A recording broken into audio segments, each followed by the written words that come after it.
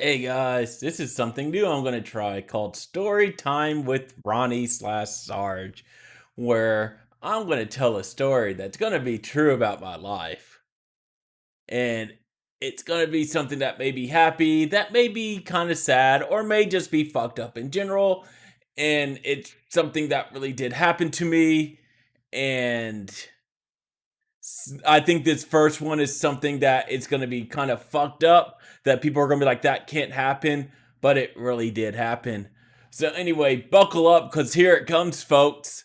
So, if none of you actually knew about my past jobs, um, one of my jobs was as a driver of a box truck for a meat distributor that I'm not going to name, but they make high quality deli meats and cheeses. And um I got the job because I knew the brother of the person who's the person who owns a distribution company, and also I'm a friend with the guy who owned the distribution company. I met him through one of my other jobs. He really liked me and he wanted to bring me on, but because he deals with the company I was at the time, he didn't want to piss them off by stealing their employees. Um, so it came to be eventually I was looking for a job and he just came up and was able to do it for me. So let's get into the tell. So we're just gonna switch up to snoozing. Okay, so this is how I wouldn't say practically, how I got away with almost committing vehicular manslaughter, so to speak. Um, right before Christmas of one year. Um,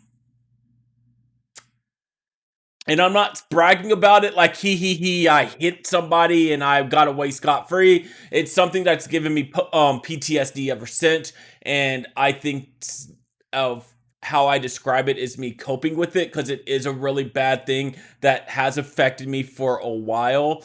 And at points in time, I have had major flip outs. So at one point in time, I was going past the intersection where it happened, saw a shadow, and literally slammed on my brakes and was honking on my horn full blare until a police officer actually had to come and basically almost pull me out of my car because I was in such a frantic state. I didn't realize I was there for 10 minutes doing that. And somebody called the police trying to figure out if I died or something. Um, but anyway, for that job I was on at the time, holiday season is a very big thing because we sell a lot of product for the holiday season because they do a special deal and stuff for that. So it's basically from pretty much like the end of Halloween to like Christmas. Just we're shoving product. In the stores, making sure they have enough because you got Thanksgiving and Christmas, and everybody wants to buy the product, and it's on sale, and we're pushing it and pushing it and pushing it. And Kroger, well, I ruined the place we went into, but yeah, Kroger, but also we did business with other places where just like buy the shit. We're getting like a decent markup on it, so just buy it. And we're just like, okay, just take it. Um, and the whole time we're doing like specials on it by the pound, so you can buy it by the pound for sandwiches, or you can buy the whole thing to feed your family for a holiday dinner. Um, so it's pretty much like that for 2 months. And towards the end, when it's the holidays, we're working short holidays where we're working 10, 12 hours a day. For however many days it takes up until that holiday because their back doors are closed during the holidays. And typically what they'll try to do is give us the day before the holiday and the day of the holiday. And as for Thanksgiving, the Black Friday off. So we would come in and just work like 2 whole weeks in a row and just take bam, bam, bam off, take that weekend off, then come back, refresh the next that Monday, and just get ready to hit it again. And for Christmas, um, you would get Christmas Eve off, Christmas, and the rest of that week off, depending on how much more, because holiday season, we're not like, time with the family. So this was at the very end of the Christmas cycle. So it was at the very last bit of it. And at this point in time, I was going back and forth between two houses, still kind of living with my parents, but still kind of giving them room because my niece at the time, which I'm not going to get into it with my niece because my niece is a very personal thing that I only allow close personal friends to really know about because it's such a thing that it's super personal and there's a lot of stuff that I don't want to reveal to the public about her. Um, but so I was staying at my friend's house for because we're doing a big thing for like, yay, Christmas, yay, present exchange, stuff like that. And so I didn't drink at the time because even though I do drink alcohol every so often, I always make it a rule. I never drink the days I have to work. So if it's on a Sunday and I had to go in that Monday, I'm not working. And like I have to drive a vehicle, I'm not drinking at all. Same thing with anything before then. If it's a Friday, if it's a Thursday and I had to drive the next day, no alcohol in my system at all in case anything happens. They can't say anything.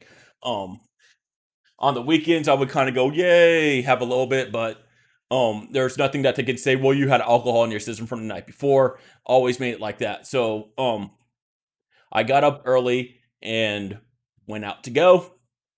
And so partway through, I make it to a stop. I make it to a intersection, have the green light go all the way through.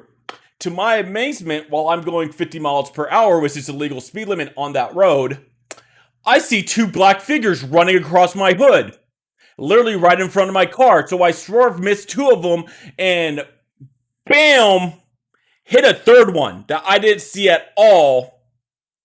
Guy literally just, you hear, duh, duh, duh, oh. The guy literally broke one of my lights, put a dent in my hood, almost went through my windshield, and then went over the median onto the ground below, onto the other side. Again, I'm not bragging. This is actually really tragic. I was flipping out at the time. I legit thought I killed the kid. Not knowing anything what was happening.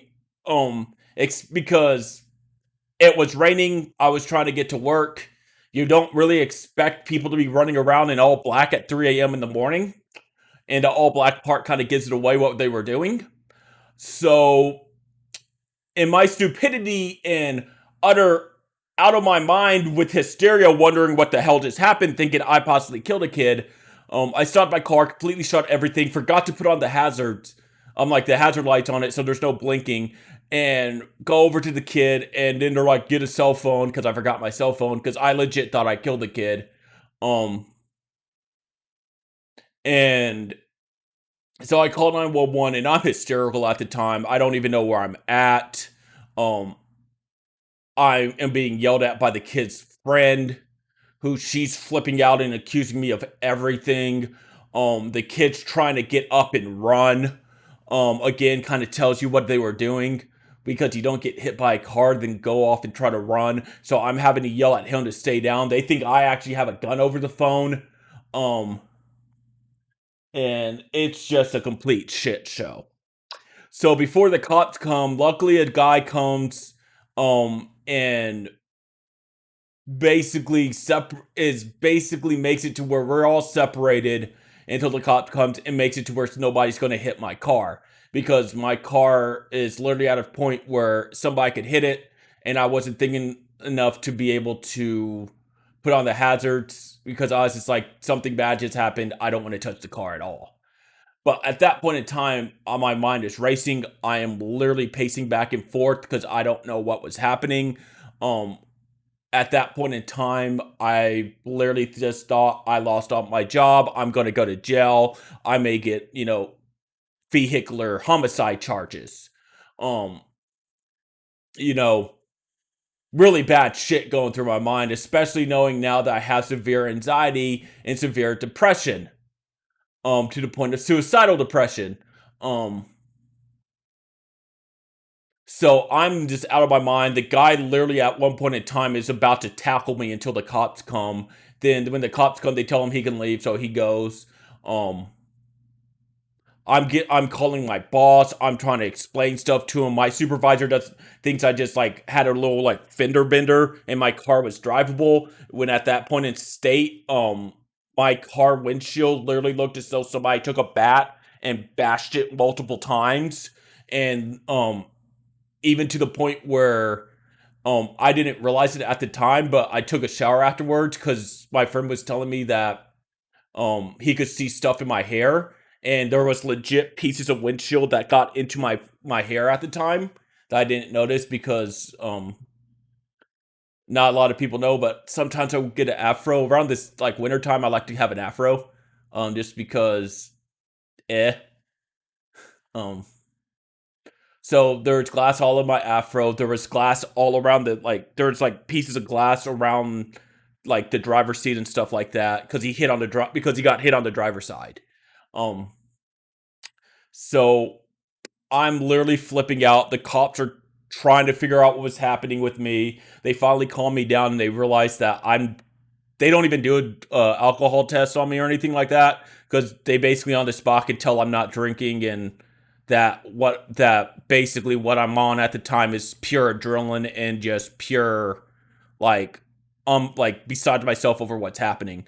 Um Turns out that the kids were actually out robbing that night, and what happened for me was I intersected them running across the road trying to get away from a place they just broke into and stole stuff from. I'm not sure the exact details because I never looked into the case because they never really got back to me besides saying, hey, it's not your fault, you have nothing to do, you're free to go. Oh, but we have to keep your fucking car.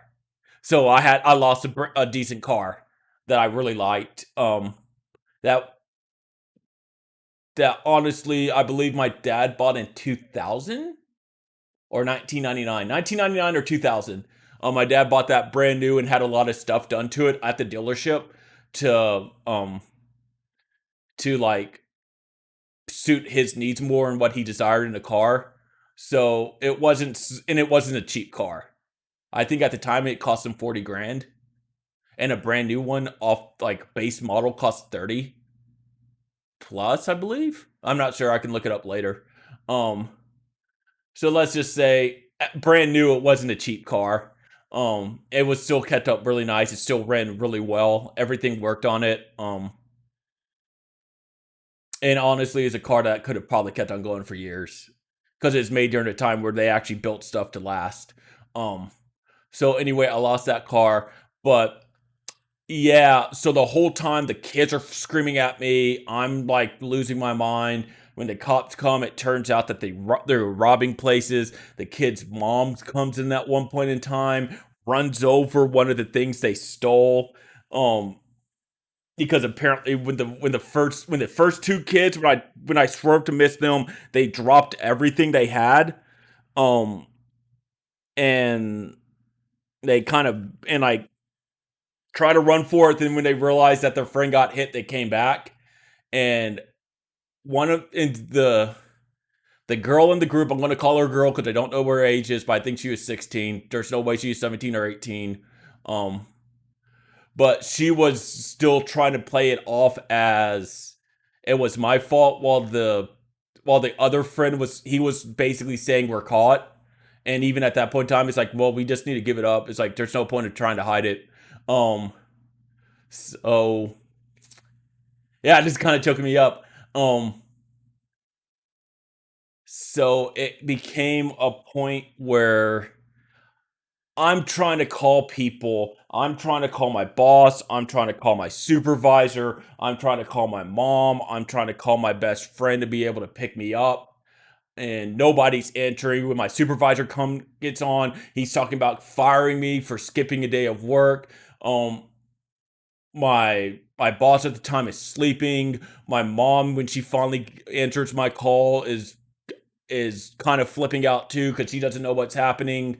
Um, and she thinks I'm actually about to go to jail. She's trying to call our cousin, who's a lawyer, trying to get him on the phone to be able to see if he can do anything and get ready to go through him for legal consultation. Because basically he is kind of our family lawyer because he's the person that my parents always go to because they trust him.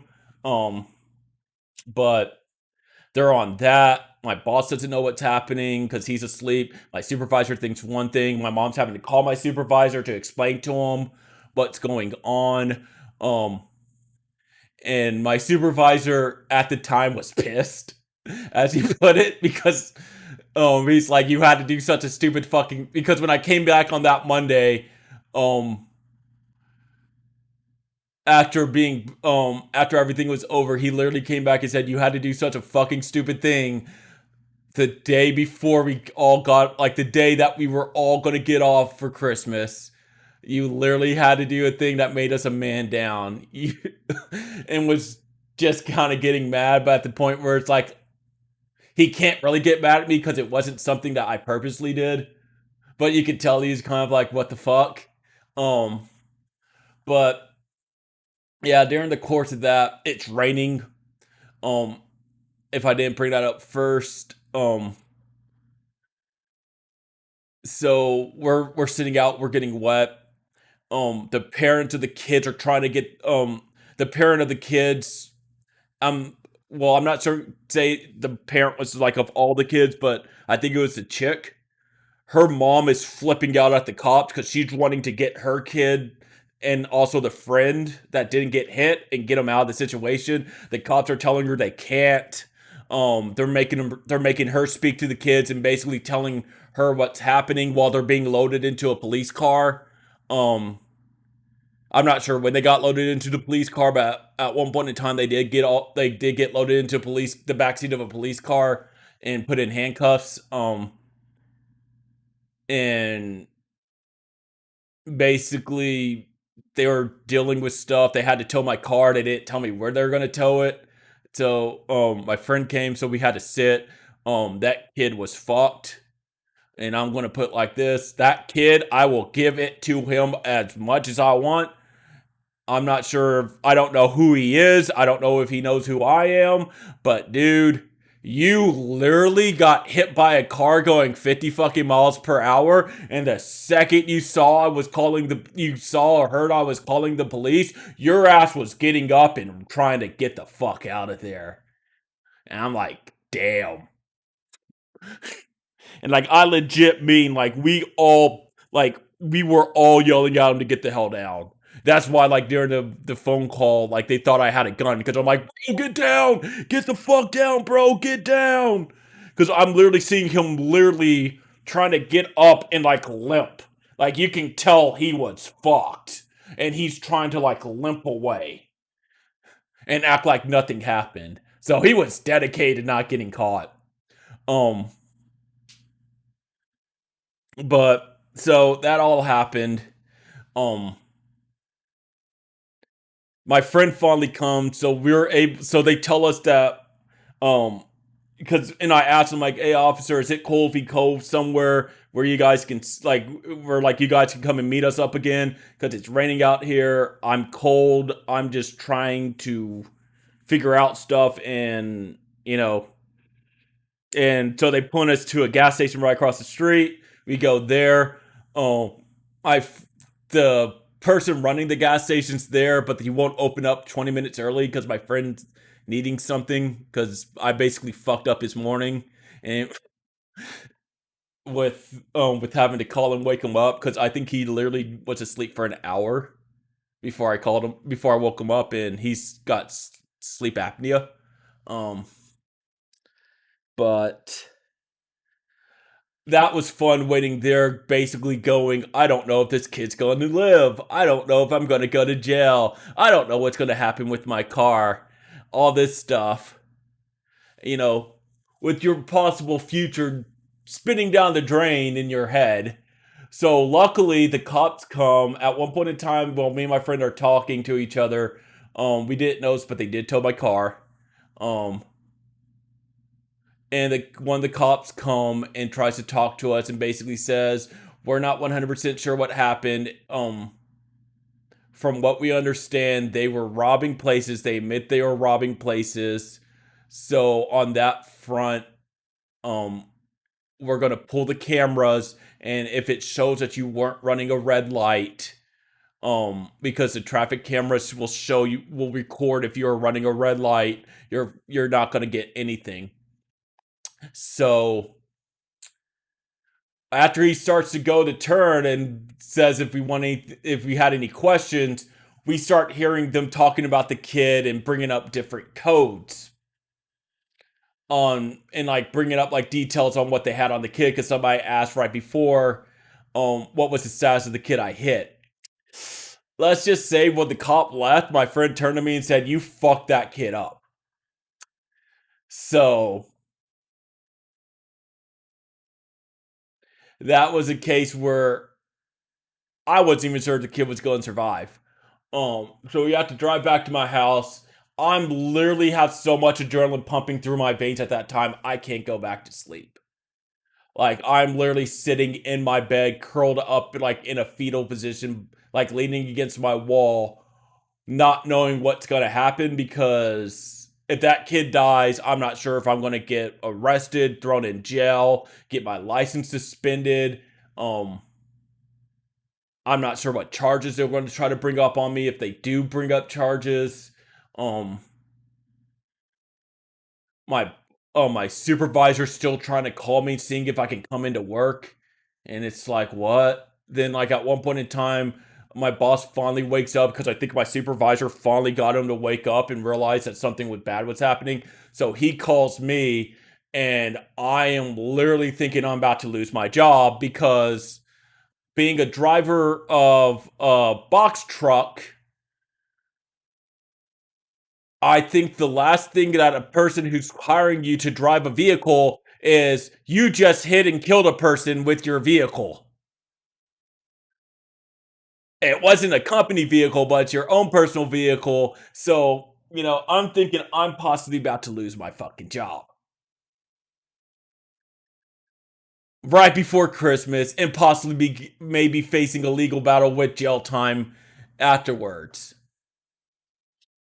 So we talk it over. He basically says that nothing is. I tell him what's happening, and he's like, "Damn, that is really messed up." And I tell him it's like I don't believe in the bottom of my heart because I know the green light on that road that I was on. I'm not going to say which road it was, but the road I was on, you can see for a pretty good 10 seconds that light at any point in time. At at one point in time, like when I hit like right where you could see it, it was red. But way before I even got to the light, it turned. Whereas a easily good 4, 5, 6 seconds, even going 50, it was green. So I told him it's like I believe from the bottom of my heart that it was a green light. I know it was a green light.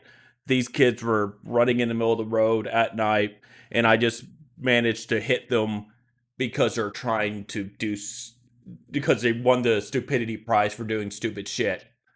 Um, so I didn't get fired. He said, "Well, we understand. It kind of sucks, but stuff happens. Enjoy my holidays. Be prepared to work on Monday." So we do that.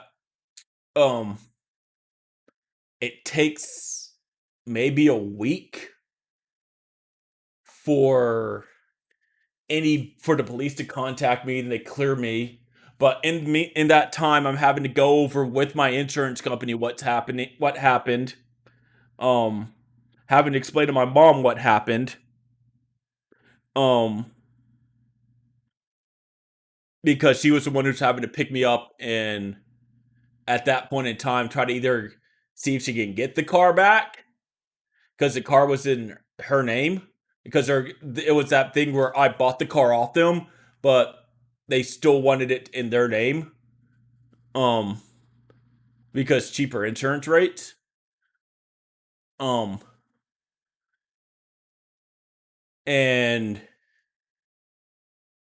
because I still technically lived at their house. It was still technically their car. It was I paid them for the car, and whenever I wanted to go and sell it or move out or just wanted the car for myself, they'll just sign it over and it would be mine 100%.